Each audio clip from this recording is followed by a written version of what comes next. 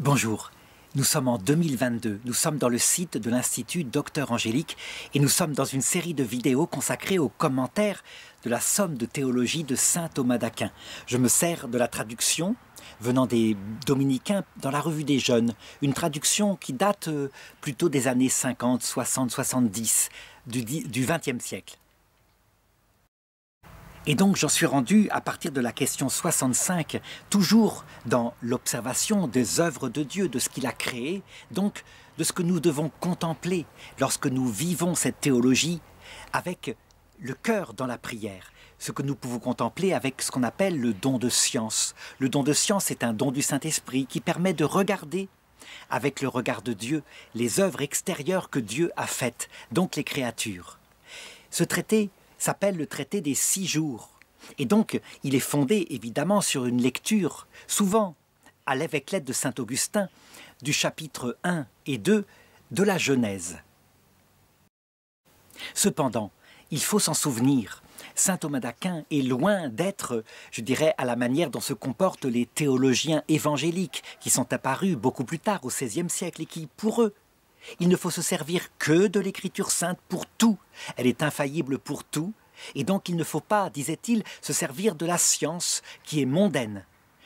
Saint Thomas d'Aquin, canonisé par l'Église catholique, sur ce point-là, on peut le dire, il est à l'inverse. En lui, disait saint François de Sales, science et foi marchent ensemble comme deux affectionnés. Et donc, dans ce traité particulièrement, je le rappelle, je me servirai évidemment, comme l'aurait fait saint Thomas d'Aquin, de la science dans les apports les plus contemporains, avec d'ailleurs l'invitation pour ceux qui referont un commentaire plus tard à faire la même chose, à se servir de tous les progrès et à ne pas rester sur, je dirais, la répétition de la science de l'époque de saint Thomas d'Aquin. Et d'autre part, je me servirai de tous les apports de la foi, à savoir le magistère que saint Thomas d'Aquin à son époque n'avait pas encore aussi développé que maintenant. Et ce magistère de l'Église, il a quelque chose de fantastique. Il est souvent marqué d'infaillibilité, en tout cas quand il se prononce sur la doctrine universelle portant sur la foi et sur la morale. Donc, en se fondant sur le récit des 6 jours de la création dans la Bible, eh bien saint Thomas d'Aquin va distinguer 3 thèmes qu'il faut aborder. Premièrement, au sens propre, l'œuvre de création. Qu'est-ce qui est la création même de Dieu? Création voulant dire, évidemment, formation à partir de rien. Et deuxièmement, il y a l'œuvre de distinction. C'est quand il est dit que Dieu sépara la lumière et les ténèbres.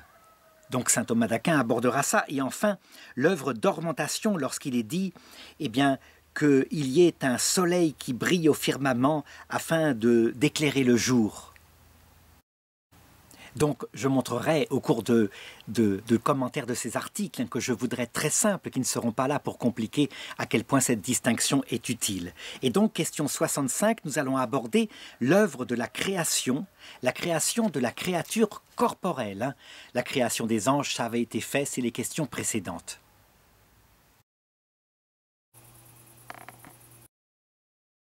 Alors l'article 1 demande, est-ce que c'est Dieu qui est l'auteur de la créature corporelle? Et là pour le coup, comme nous sommes en théologie, il y a un 7 contrat que je donne, c'est le psaume qui dit « Celui qui a fait le ciel et la terre, la mer et tout ce qui est en eux ». Ce qui montre bien que dans la foi juive et dans la foi chrétienne, Dieu est le créateur unique de tout ce qui existe, du monde des esprits, mais aussi du monde matériel.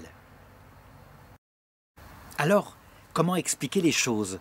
D'abord en considérant la principale hérésie qui a nié que la créature corporelle venait de Dieu. Je veux parler du manichéisme qui s'est répandu ensuite dans la chrétienté et qui a continué de prospérer, par exemple dans le sud de la France avec ce qu'on appelle les cathares. Et on sait qu'il y a eu une croisade, à peu près à l'époque de saint Thomas d'Aquin, contre cette hérésie, qui était mortifère parce qu'elle disait que le corps, tout ce qui était corporel en nous, avait été en fait créé par le démon. Le démon, l'ange révolté, qui était un Dieu puissant, mais c'est un Dieu du mal. Tandis que Dieu n'avait créé qu'une seule chose, à savoir l'esprit. Et que nous étions finalement des êtres qui, en nous reproduisant, répandions le mal dans le monde, puisque la reproduction répand l'obligation pour un esprit qui vit dans l'autre monde séparé, de venir habiter un corps. Alors comment répondre à cette tentation manichéenne qui peut nous venir surtout quand nous sommes par notre corps atteints par la maladie et ce corps qui pèse à notre âme, puisque notre âme, elle aimerait pouvoir se libérer du poids de la matière, par exemple s'envoler dans les airs, aller immédiatement et instantanément, je ne sais pas, à l'autre bout de l'univers.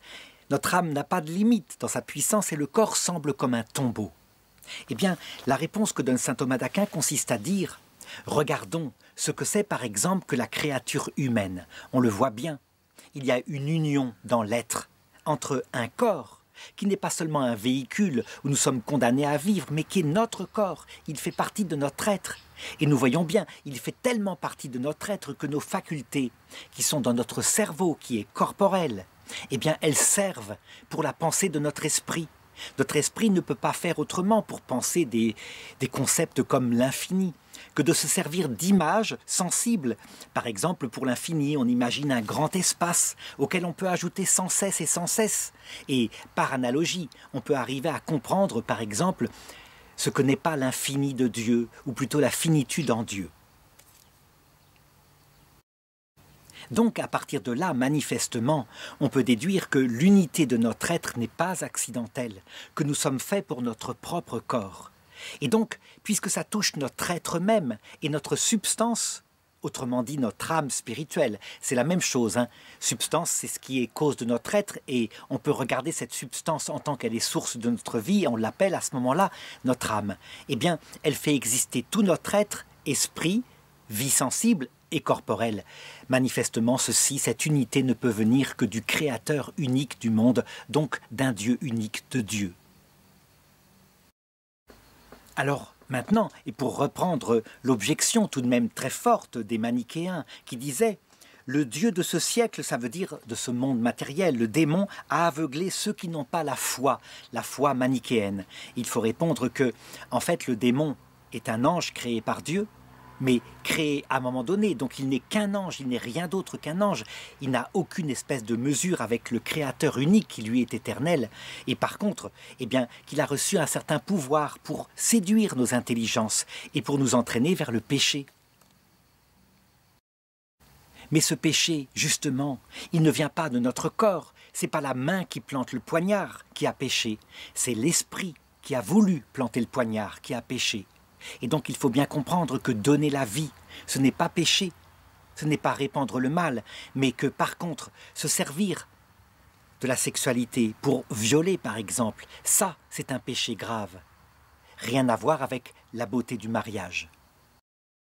Alors quelques objections, par exemple celle-ci qui dit « Il semble bien que Dieu ne soit pas l'auteur de la créature corporelle, puisqu'il est marqué à un moment donné dans l'Ecclésiaste « J'ai appris que toutes les choses faites par Dieu se conservent éternellement. Or manifestement les corps visibles, les plantes, les animaux, même nous humains, on ne se conserve pas éternellement et on finit par aller au tombeau. » Alors que répond saint Thomas d'Aquin? D'abord, première chose, c'est vrai que certains disent que les plantes, les animaux, les cailloux eux-mêmes, eh bien, n'auront pas de place dans l'autre monde. Mais c'est une opinion. C'était l'opinion de saint Thomas d'Aquin. Ce que disait saint Thomas d'Aquin, par contre, de manière certaine, c'est que de toute façon, même si les oiseaux, par exemple, ne subsistent pas comme oiseaux dans l'autre monde, ils subsistent quelque part, ne serait-ce que par leur matière. Parce que, et ça c'est un principe que la science a confirmé actuellement, rien ne se crée si ce n'est avec la puissance de Dieu. Tout se transforme. Ça veut dire que la matière des corps, des oiseaux qui meurent, se transforme en une autre matière. Et la matière des astres elle-même, qui se dissipera, ne retournera jamais au néant. Mais il y a une autre manière de dire, et là, qui est plutôt de l'ordre de la contemplation de Dieu. Dieu a mis dans toutes ses créatures une aspiration à l'éternité, et il l'exaucera selon la mesure de cette aspiration. Ça veut dire que pour nous humains, puisque nous aspirons à voir notre Dieu dans son essence, si nous acceptons les conditions pour le voir, nous l'obtiendrons.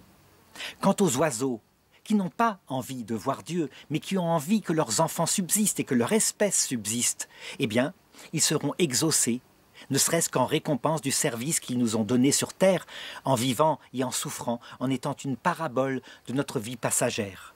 Pour les plantes, peut-être selon leurs espèces en tout cas, parce qu'il faudra bien que ce monde, quelque part, soit décoré par de la magnificence. Et en ce qui concerne la matière, eh bien, elle sera revêtue, dit saint Pierre, de lumière et donc transfigurée dans l'autre monde. Ce qui veut dire que manifestement, Dieu ne perdra rien de ce qu'il a créé sur terre. Tout, même les oiseaux, sont comptés. C'est ce que dit Jésus en saint Luc. Deuxième objection, on doit dire que même en regardant les créatures corporelles, on en voit certaines qui sont nuisibles. Qu'est-ce qui pourrait aimer un cafard, une limace ou n'importe quoi, ou les microbes qui nous apportent des maladies comme la peste, etc. Et donc, manifestement, il y a quelque chose de mauvais qui ne peut pas venir de Dieu dans les créatures matérielles. Alors il faut répondre à cela que, d'abord, c'est vrai que par rapport à un bien particulier, par exemple par rapport à ma survie à moi, le fait d'attraper la peste est nuisible. Mais il faut regarder, pour bien comprendre les choses et la bonté que Dieu a mis dans toutes les choses, il faut regarder l'univers dans son entièreté. Si un homme meurt de la peste, si on considère la totalité de la création de Dieu, qui n'est certainement pas seulement le fait de vivre sur terre, la terre n'étant qu'un lieu de passage, eh bien, on peut dire que la peste et la mort elles-mêmes sont des serviteurs de Dieu, afin d'apprendre à notre âme notre caractère passager. Toute chair est comme l'herbe, elle passe, disait le prophète Isaïe. Et donc attention de ne pas tomber dans le travers qui consiste à déclarer nuisible toute créature qui nous est d'une certaine gêne. Comme par exemple, je parlais des moustiques. Certes, ils donnent d'énormes maladies, mais si on faisait disparaître complètement tous les moustiques de la Terre, eh bien, sans doute que d'autres espèces en chaîne disparaîtraient, et peut-être que ça se répercuterait jusqu'à nous. Ce que notre foi nous dit, par contre, c'est que dans l'autre monde, transfiguré, qui ne sera plus comme maintenant le monde passager, provisoire de notre apprentissage, alors, si les créatures que Dieu a faites subsistent, elles n'auront plus ces inconvénients, mais elles seront là pour décorer l'univers merveilleux que Dieu prépare. Troisième objection, enfin, qui est soulevée par les manichéens. On voit bien que les créatures éloignent de Dieu, puisqu'on voit des milliers d'hommes qui mettent leur finalité dans les biens physiques, dans de l'argent ou dans de la gloire. Donc manifestement, au moins ces créatures-là ne viennent pas de Dieu. Alors il faut répondre à cela par deux choses. Premièrement, on peut considérer l'argent, la gloire, etc. dans leur être. Et dans leur être, eh bien, elles témoignent de Dieu, en ce sens que, parce qu'elles sont ces choses-là, le plaisir par exemple, eh bien, c'est quelque chose qui manifeste même à quel point Dieu nous veut du bien. Ce n'est que dans un second temps, qu'en considérant notre fragilité et comment nous nous laissons séduire par ces créatures qui devraient être à leur place comme des moyens pour nous permettre d'atteindre notre finalité, eh bien, nous en faisons à la place des moyens. Mais il faut toujours avoir en tête la bonne nouvelle de Jésus, à savoir que ces créatures qui sont des pièges sur notre chemin, eh bien, Dieu a toujours comme visée de nous sauver à travers elles, même à travers les pièges, en ce sens que pour l'orgueilleux, elles provoquent évidemment une chute à un moment donné, puisque attachés aux biens de la terre, quand ils en sont détachés par la mort, c'est pour eux un apprentissage. Quant à ceux qui sont de bonne volonté, qui sont avec Dieu, ils découvrent dans leur fragilité que Dieu a mise après le péché originel, leur propre pauvreté, et donc ils sont poussés par leur chute, qu'il ne faut pas encourager, mais simplement c'est une constatation. Si elle est accompagnée de repentir, ils sont poussés à l'humilité. Quant aux saints, c'est-à-dire à ceux qui ont compris le message du Christ et qui en vivent, vivant dans leur chair cette même fragilité, ça leur permet plus tard, arrivés au ciel et même déjà en cette terre, d'être davantage miséricordieux, patients avec ceux qui sont fragiles, pour les aider à obtenir la vie éternelle. L'article 2 demande « Est-ce que la créature corporelle a été causée par la bonté de Dieu ?» Et là, encore un 7 contre 1, très utile, parce que, effectivement, quelquefois, quand nous souffrons de notre corps, nous avons tendance à penser que peut-être ce corps serait le tombeau pour l'âme, comme le pensait Platon. Il est dit dans le livre des Proverbes, au chapitre 16, verset 4, « Dieu fit toutes choses à cause de lui-même ». Et donc, il faut comprendre maintenant. Il y a eu, parmi les théologiens chrétiens, deux opinions.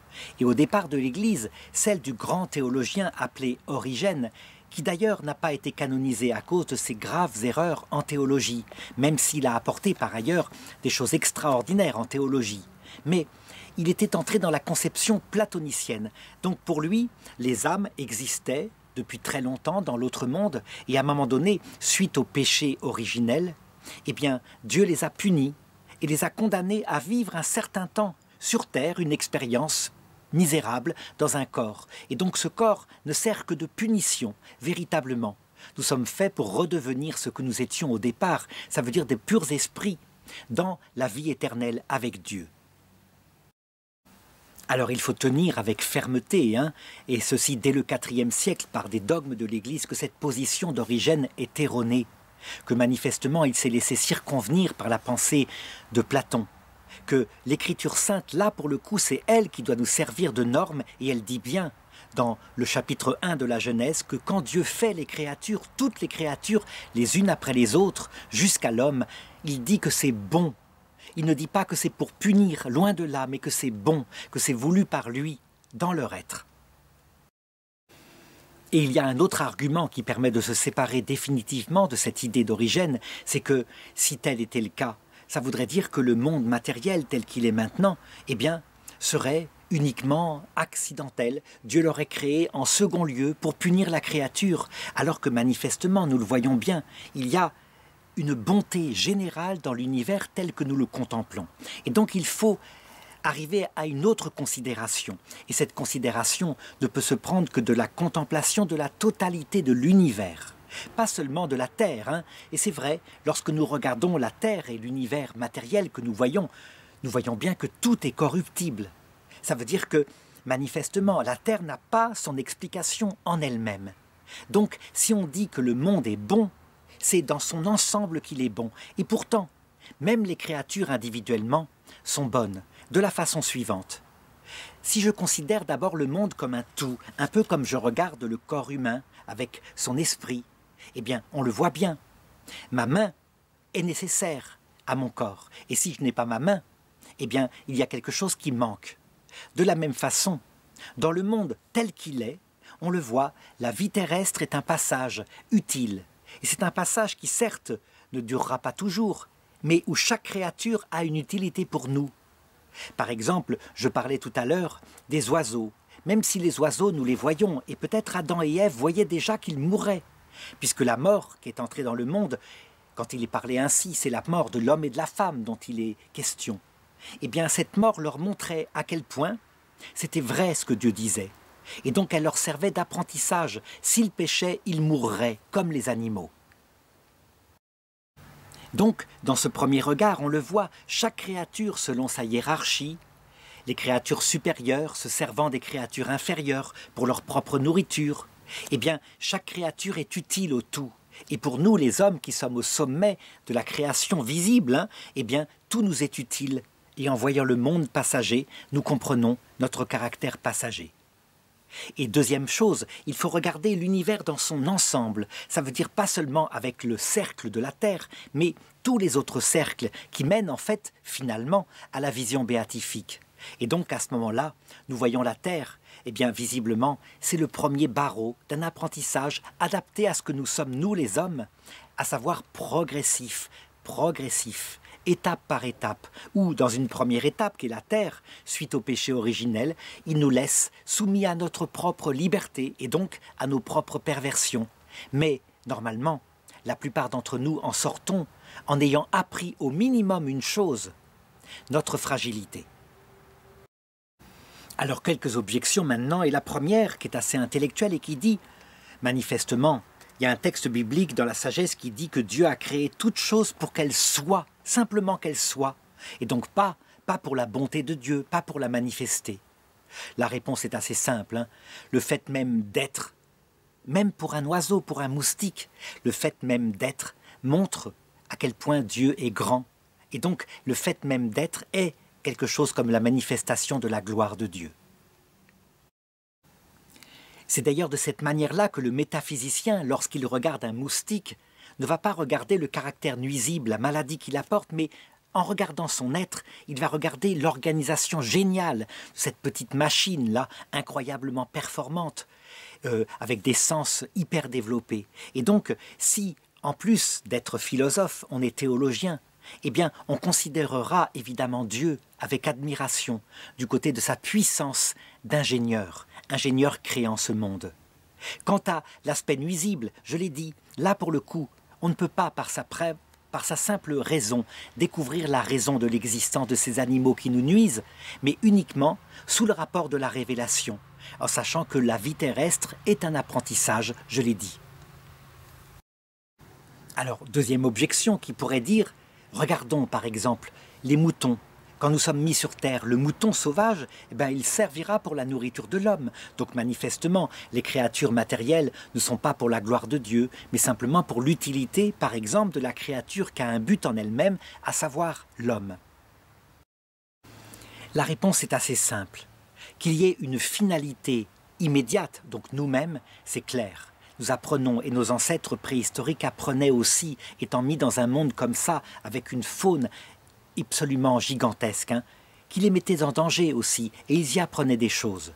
Mais ceci n'exclut pas la finalité ultime, à savoir que le mouton, même s'il est mangé par l'homme, il a en lui-même une finalité, ne serait-ce que par son être, comme je l'ai montré, mais sans doute aussi par sa survie, qui aura lieu probablement dans l'autre monde, parce que Dieu le récompensera pour le service qu'il nous a rendu de manière sensible, donc il ne sera pas récompensé par la vision béatifique, mais par un bonheur adapté à sa nature.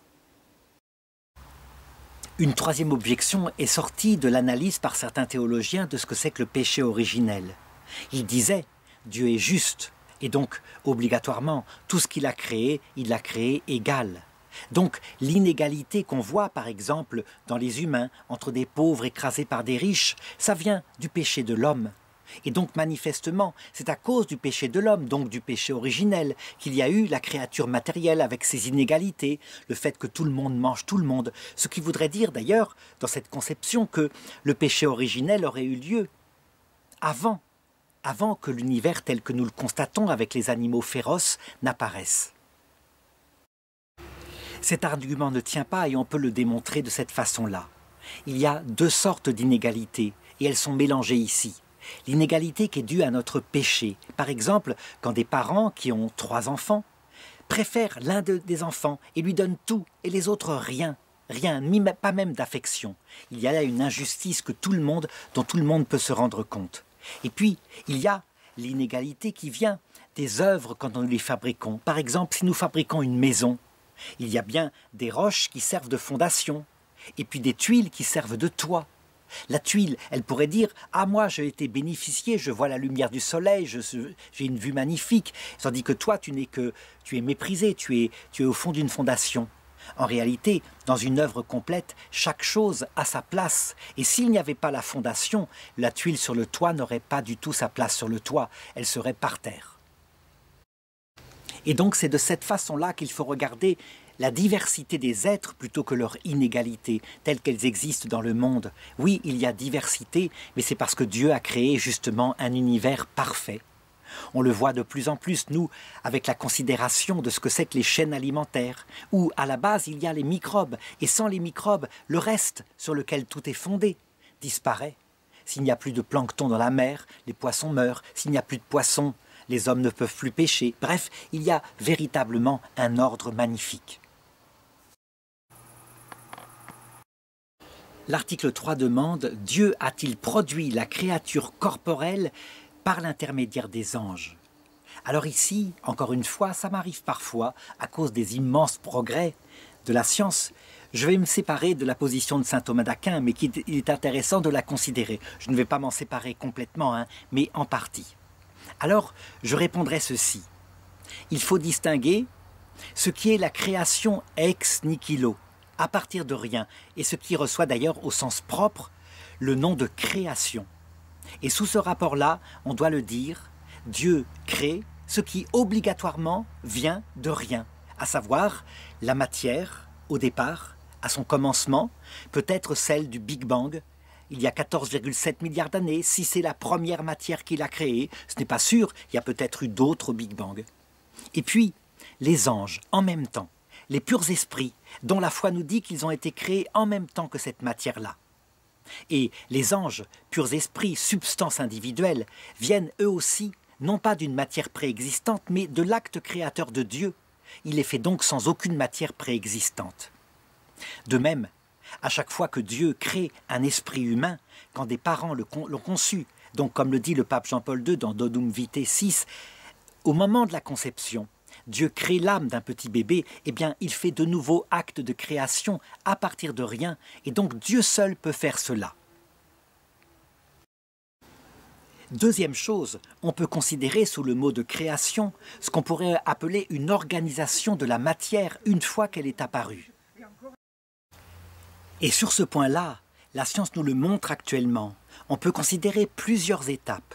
La première étape, évidemment, c'est quand les constantes sont apparues dans la matière telle que nous la connaissons, des constantes mathématiques qui l'organisent de telle manière que, au lieu de donner simplement, une explosion d'énergie, elle a donné peu à peu les atomes, puis les molécules. Les atomes a commencé par l'atome d'hydrogène, donc une organisation très précise qui implique évidemment une forme qui est imposée à cette matière. Ensuite, une fois que ces molécules se sont suffisamment complexifiées, apparaît dans un endroit précis de l'univers, sur la planète Terre, les premiers vivants. C'est la deuxième étape. Et les premiers vivants, ils sont faits entièrement à partir d'atomes produits dans l'étape précédente, hydrogène, oxygène, carbone, etc. À partir de cette étape-là, on le voit, on pourrait comparer la vie un peu à une cathédrale gothique, tant son organisation est précise, complexe et surtout absolument irrémédiablement différente de l'organisation précédente, celle qui organisait la ville en molécules simples et en atomes. Donc, il y a là un travail très précis. Troisième étape, vont apparaître une vie de plus en plus développée.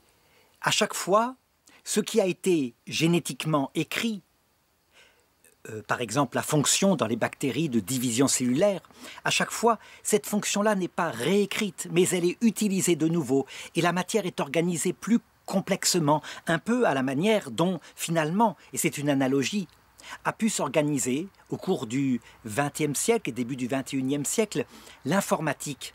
On voit qu'il y a des ingénieurs qui organisent et qui se servent de ce qui est ancien pour faire du nouveau. Par contre, il y a une étape, la cinquième étape, puisque la première c'était l'apparition à partir de rien, donc ce que j'appelle au sens propre la création. Il y a une étape qui, là, véritablement implique une création ex nihilo. C'est quand, une fois que le corps humain est préparé, le corps humain qui est animal, qui est parmi les primates, on peut dire des hominidés, eh bien, quand apparaît, à un moment donné, l'âme spirituelle, le pape Jean-Paul II le précise en 88 à la faculté pontificale des sciences, l'âme spirituelle humaine ne vient pas de l'évolution. C'est certain, elle est créée directement par Dieu, elle n'est pas faite de matière. Il y a donc eu, là, de nouveau, acte créateur au sens propre à partir de rien. Ce qui veut donc dire que les étapes, si je les résume, la première, création de la matière et des anges, vient de Dieu seul. La deuxième, les constantes mathématiques dans cette matière première pour qu'elle donne le monde sous forme atomique, peut très bien avoir été organisée par des ingénieurs délégués par Dieu, que sont les anges. La troisième étape, la structuration de la vie dans son premier instant, peut très bien avoir été structurée par les ingénieurs de Dieu, les anges.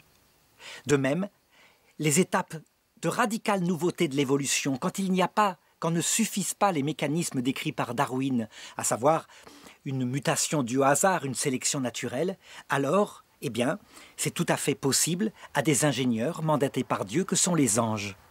Jusqu'à l'apparition du corps des hominidés, et là, il y a intervention directe de Dieu pour infuser, après l'avoir créé, l'âme spirituelle humaine et faire de ces hominidés animaux l'homme sage, l'homme moderne, l'homme spirituel. Ce qui va dans le sens de l'intervention de ces ingénieurs de Dieu au service de l'œuvre de Dieu, c'est plusieurs choses, et la première est à l'intérieur même de Dieu, ce qu'on peut appeler le principe de subsidiarité, à savoir que le comportement de Dieu est un comportement humble, manifestement, lui qui peut tout faire sans avoir besoin de l'aide de personne, aime déléguer ses amis, ses collaborateurs. Ceci, on le voit même à travers l'être humain. Par exemple, il pourrait créer les enfants. Non, il passe par un père et une mère, alors que lui, Dieu, est le seul père. Véritablement. Et bien de la même façon, il aime déléguer à ses anges, s'ils en sont capables, ce qui est à leur portée. Deuxième chose qui va dans ce sens-là, c'est l'observation de ce qu'il s'est passé. Et c'est vrai, si le deuxième acte, donc l'apparition des constantes dans la matière, s'est fait presque instantanément, en tout cas en une seconde peut-être du temps terrestre actuel. Par contre, pour le reste, on voit véritablement un travail de recherche, d'amélioration, d'échec parfois. Et donc, tout ceci semble correspondre à une grande liberté d'initiative donnée par Dieu à ces créatures, des créatures qui ne sont pas toutes puissantes, mais qui, ayant reçu tout de même des concepts à leur création, sont capables ensuite de les perfectionner par l'usage de l'expérience, une expérience pas fondée sur les sens, comme je l'avais dit dans le traité des anges, mais fondée sur leur intelligence qui observe les faits qu'ils ont produits dans la matière. Dernière remarque, les anges, ingénieurs extrêmement intelligents, on le voit, c'est eux qui ont structuré aussi, à travers la vie, ce mécanisme d'évolution par les lois du hasard et de la nécessité telles que le décrit Darwin, ce qui ne veut pas dire que tout, sans exception, s'explique par ce mécanisme-là, à savoir les macroévolutions, donc quand il y a du radicalement nouveau. Par exemple, un ADN radicalement nouveau codant une fonction vitale radicalement nouvelle, il est évident que c'est pareil, là, il faut une ingénierie.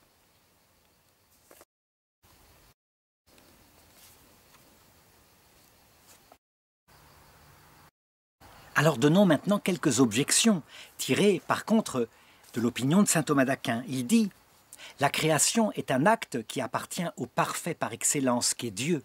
Et donc, il n'est pas convenable que Dieu délègue à quelqu'un d'autre ce qui appartient à lui seul, à savoir créer. » Alors il faut répondre à cette première objection que, certes, au sens précis, le mot « créer » n'appartient qu'à Dieu seul. Dieu seul crée à partir de rien.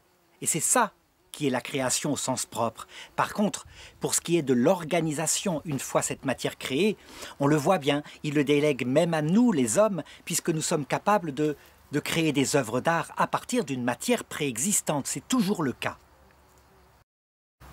Quant à l'argument qui consisterait à dire que ça dénigre à la dignité du Créateur, loin de là.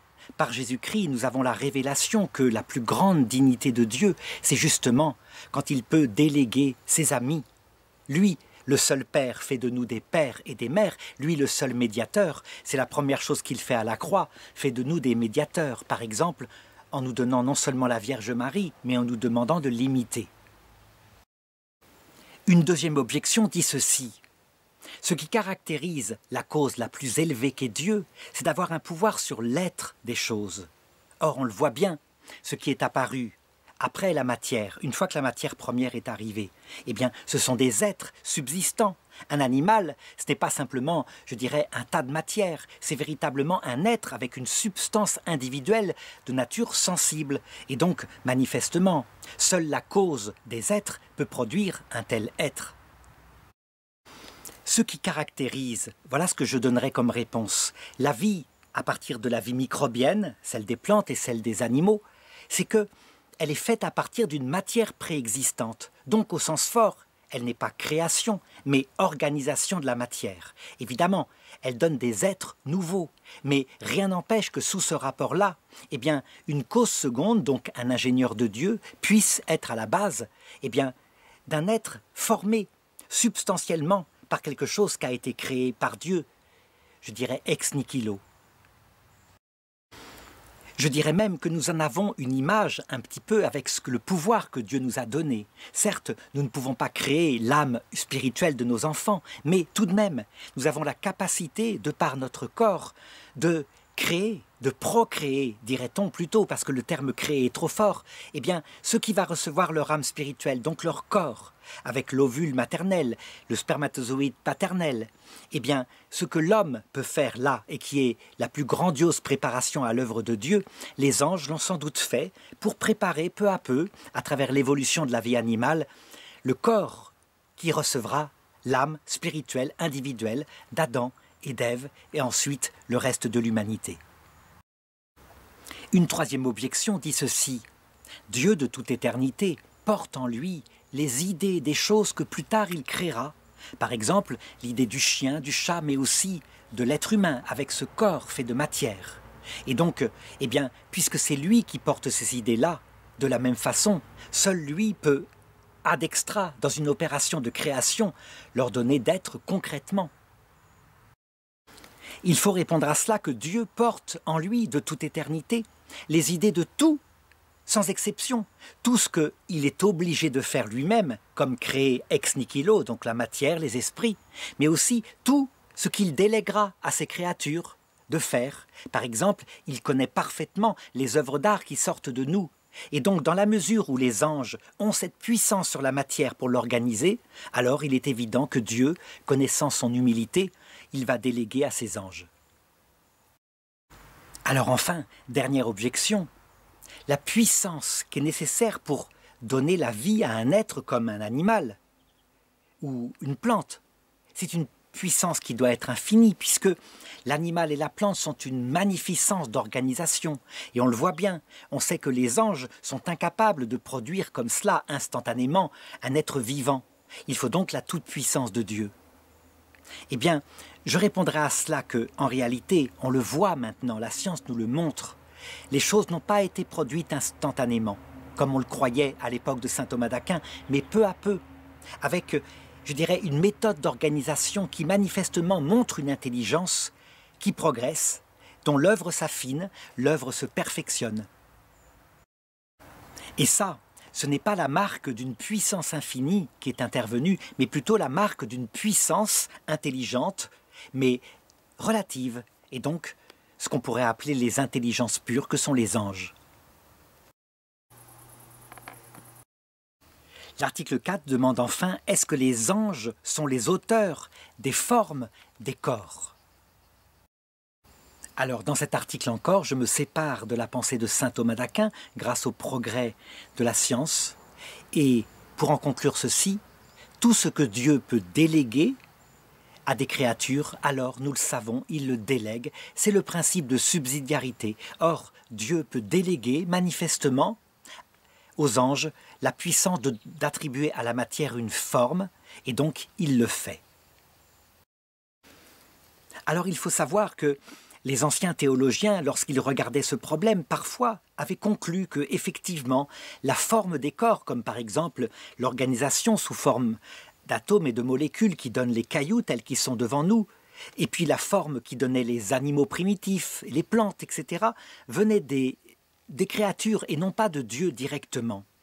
On avait par exemple la théorie de Platon qui, lui, s'imaginait que Dieu avait créé dans le ciel, un ciel des idées, les formes abstraite de toute matière, la forme du chat, du chien, qui flottait un peu comme cela en l'air, et que ensuite, eh bien, cette forme était unie à sa matière et donnait un chat concret qui se promenait là, voilà.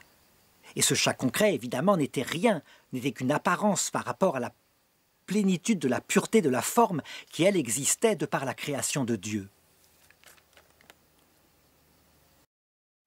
D'autres théologiens, comme saint Thomas d'Aquin, disaient, eh bien, Dieu, le Tout-Puissant, lui qui porte en lui les idées de toutes choses depuis l'éternité, lui seul a la puissance suffisante pour faire apparaître, comme ça, du jour au lendemain, les créatures qu'il veut faire apparaître. Et donc, c'est au-delà de la puissance des anges. Ça pouvait se comprendre tout à fait, dans la mesure où, au Moyen-Âge, on considérait que l'œuvre de la création avait pu se faire par moments successifs mais instantanés. Et dans ce cas-là, on le comprend, hein, faire apparaître devant moi un chat maintenant, là, à partir de rien, seul Dieu pourrait le faire.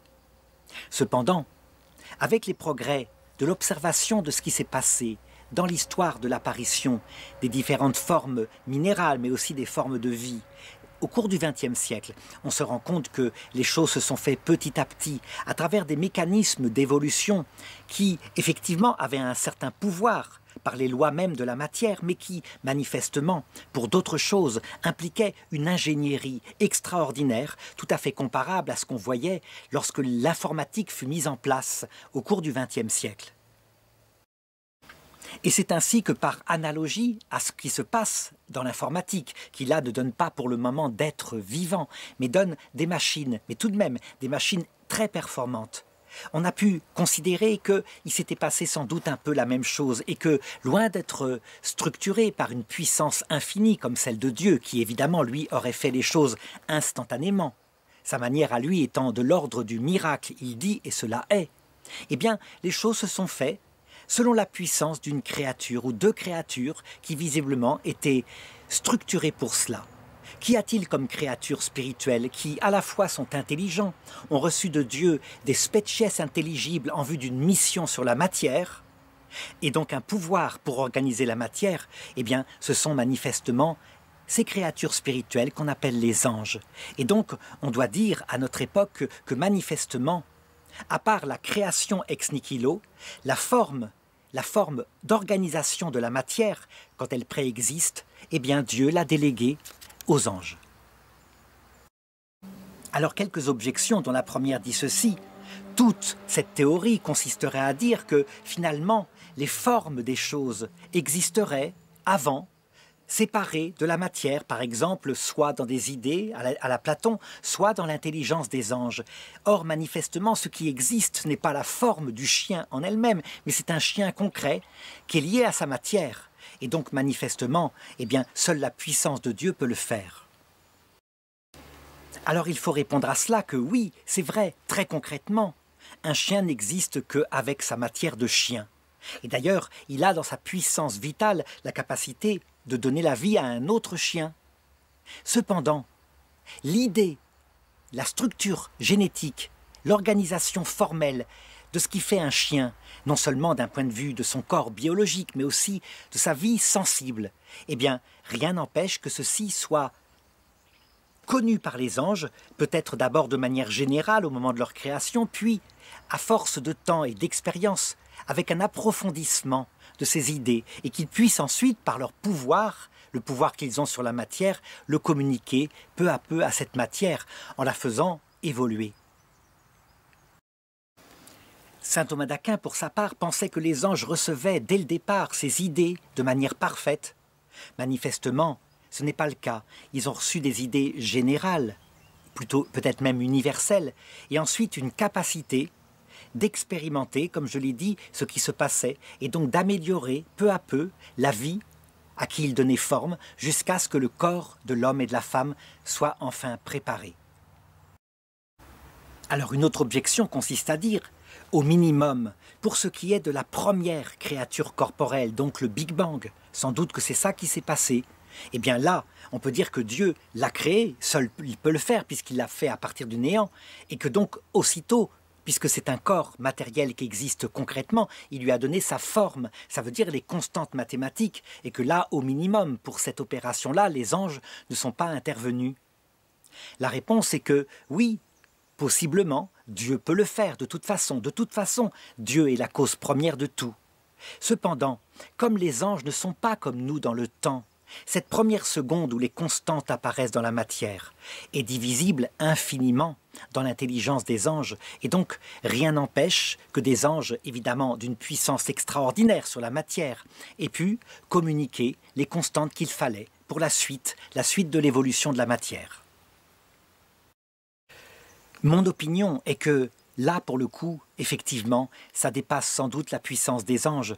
Parce que si des anges étaient capables de faire les choses aussi puissamment, en divisant comme ça infiniment le temps par leurs opérations intellectuelles successives, alors on ne pourrait pas vraiment distinguer un miracle venant du démon, le démon étant un des anges supérieurs, et puis un miracle venant de la puissance de Dieu, qui elle est instantanée, est capable de choses infinies. Mais les choses seraient tellement rapides et efficaces de la part des anges supérieurs qu'on confondrait. Or, manifestement, l'Église catholique, on le voit, lorsqu'il y a, par exemple, un organe qui repousse instantanément, comme c'est le cas à Lourdes pour la guérison de Jeanne Frétel, son intestin qui a repoussé, l'Église considère que là, la puissance des anges est dépassée.